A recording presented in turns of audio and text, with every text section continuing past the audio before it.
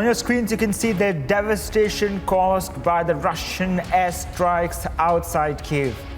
A Russian air raid caused widespread devastation in the village near Kyiv on Thursday night. Aerial footage yesterday showing the damage caused to residential buildings and burned cars in the center of Kyiv village, about 60 kilometers, that's around 37 miles southwest of the capital, Kyiv.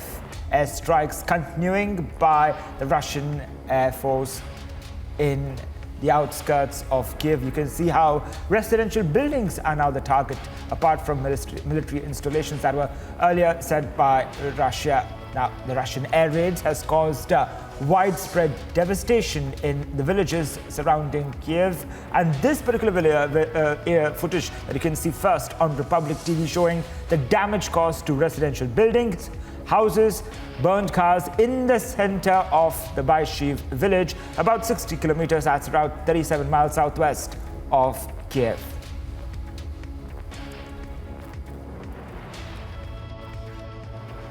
Now, even as the Russian offensive continues against Ukraine, Republic TV, remember, is the only Indian channel reporting from the war zone as Ukrainians put up stiff resistance against Russia. Take a look at this report. We are basically on the move, so it would certainly be very difficult for us to tell you where exactly we are, and also keeping in mind that the situation remains very volatile, so we'll avoid disclosing the locations. But of course, all that we can say is that we have been on the go. We have been getting all our viewers reports from various parts of Ukraine, starting all the way from the eastern side, more than 1,500.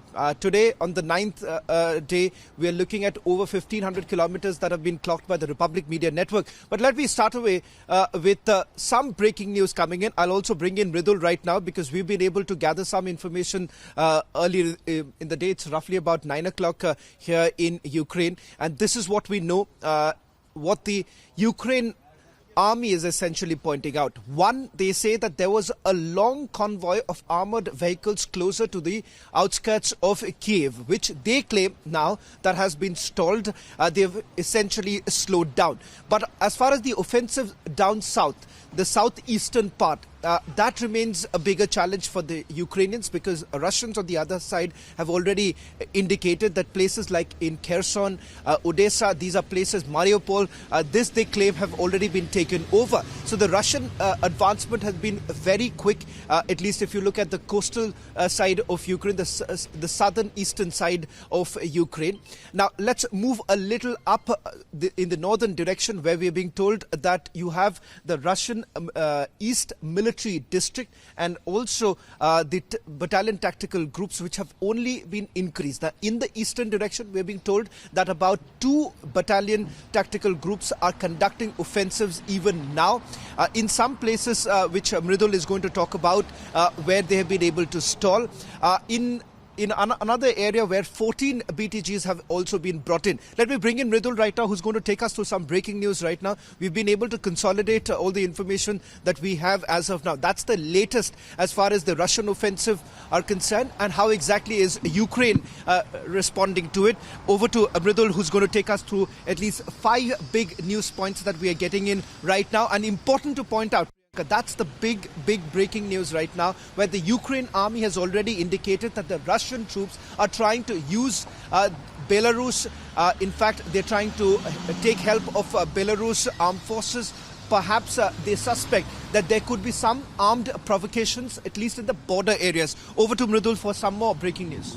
Let me tell all our viewers, the convoy of armed vehicles of Russian armed forces have stalled on the outskirts of Kyiv, and they have slowed down. This is the major breaking we have heard since morning. And second is 2 battalion tactical groups of Russian army have moved to defensive operation in the area of Polesky and Kukari. Russia is trying to involve armed forces of Belarus, and Ukraine expects armed provocation in the border areas. Let me add one more development. Russian military units from Eastern Military District with 15 BTGs are conducting offensive operation on Kozarvochi and Vishrod, Fastiv and Ubukiv. This is the main cities. And one more thing, Ukraine has stopped Russian advancement in Makarov area. Russia has withdrawn from Bucha and Gostomel airfield. That's a very important point, because in Bucha and Gostomel airfield, right from day one of the war, we have seen intense gun battle taking place. In fact, missile strikes have